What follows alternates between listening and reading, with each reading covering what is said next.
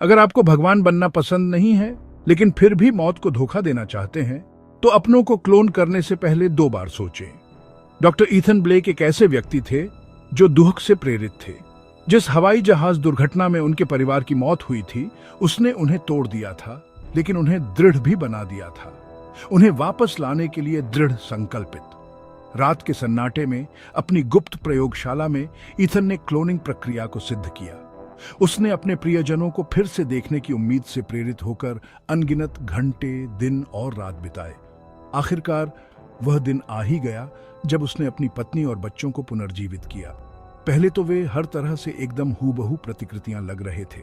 उनके चेहरे, उनकी आवाजें, यहाँ तक कि उनके हाव भाव भी बिल्कुल वैसे ही थे जैसे उन्हें याद थे। लेकिन जल्द ही सूक्ष्म अंतर दिखाई देने लगे। उसकी पत्नी, जो कभी कोमल थी, अब उसकी आंखों में एक चुभन थी जो उसकी रीढ़ की हड्डी को ठंडा कर देती थी। उसके बच्चों की हंसी खोखली हो गई, एक अप्राकृतिक स्वर के साथ गूंज रही थी। जो घर कभी घर जैसा लगता था, अब पिंजरे में बंद होने जैसा लग रहा था। एक तूफानी शाम ईथन ने देखा कि परछाइयां अपने आप घूम रही हैं, फुसफुसाहट जो मौजूद नहीं होनी चाहिए। उसके परिवार के क्लोन अब मानवीय गर्मजोशी से काम नहीं कर रहे थे, अपने असली स्वभाव को प्रकट करने लगे।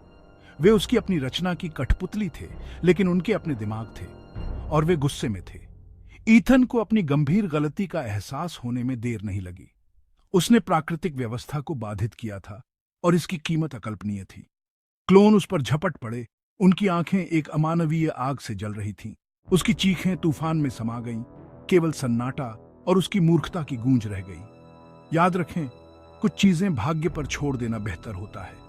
जब आप भगवान बनते हैं तो परिणाम भुगतने के लिए तैयार रहें। निषिद्ध विज्ञान के दायरे में ईथन की यात्रा न केवल मृत्यु को चुनौती देने की खोज थी, बल्कि उनके नुकसान से छूटे शून्य को भरने का एक हताश प्रयास था।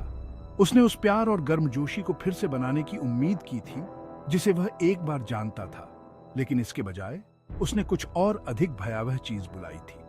क्लोन हालांकि दिखने में परिपूर्ण थे, उनमें मानवता का सार फैलत था। वे उन लोगों की केवल परछाई थीं जिन्हें वे बदलने के लिए थे, और उनकी उपस्थिति ईथन के अहंकार की निरंतर याद दिलाती थी।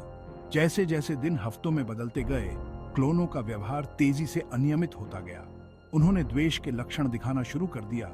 उनके कार्य एक अज्ञात शक्ति द्वारा संचालित थे। ईथन का एक बार का शांतिपूर्ण घर युद्ध का मैदान बन गया था, जिसमें क्लोनों का असली स्वभाव धीरे धीरे सामने आ रहा था। अंधेरे में फुसफुसाहट तेज होती गई और परछाई अपना जीवन लेती हुई प्रतीत हुई। ईथन की रातें बुरे सपने से ग्रस्त थीं और उसके दिन भय की बढ़ती भावना से भरे हुए थे। उसने एक ऐसी शक्ति अनलीस्ट की थी जिसे वह नियंत्रित नहीं कर सका, और यह केवल समय की बात थी जब तक कि वह उसे भस्म न कर दे। अंत में मौत को धोखा देने की ईथन की तलाश ने उसे उस भाग्य की ओर ले जाया जो उसने कल्पना की थी, उससे कहीं अधिक भयानक था।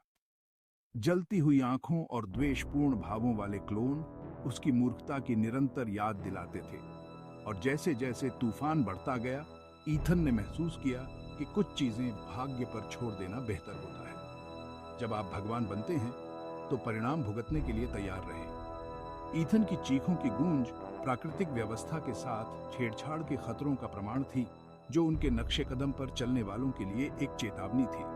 तो याद रखें, अगली बार जब आप प्रकृति के नियमों को तोड़ने के बारे में सोचें, तो डॉ ईथन ब्लेक और उनके द्वारा अनलीस्ट किए गए दुःस्वप्न के बारे में सोचें। कुछ दरवाजे बंद ही रहने देना बेहतर होता है, और कुछ रास्तों पर न चलना ही बेहतर होता है। भगवान बनने की कीमत अक्सर व्यक्ति सहन कर सकता है, उससे कहीं अधिक होती है, और परिणाम दूरगामी और विनाशकारी हो सकते हैं। ईथन की कहानी अहंकार के खतरों और प्राकृतिक व्यवस्था का सम्मान करने के महत्व की एक भयावह याद दिलाती है। क्लोन उस पर झपट पड़े। उनकी आंखें एक अमानवीय आग से जल रही थीं। उसकी चीखें तूफान में समा गईं। केवल सन्नाटा और उसकी मूर्खता की गूंज रह गई। याद रखें, कुछ चीजें भाग्य पर छोड़ देना बेहतर होता है। जब आप भगवान बनते हैं तो परिणाम भुगतने के लिए तैयार रहे। उसकी चीखें तूफान में समा गईं। केवल सन्नाटा और उसकी मूर्खता की गूंज रह गई। याद रखें, कुछ चीजें भाग्य पर छोड़ देना बेहतर होता है। जब आप भगवान बनते हैं तो परिणाम भुगतने के लिए तैयार रहें। जब आप भगवान बनते हैं तो परिणाम भुगतने के लिए तैयार रहें।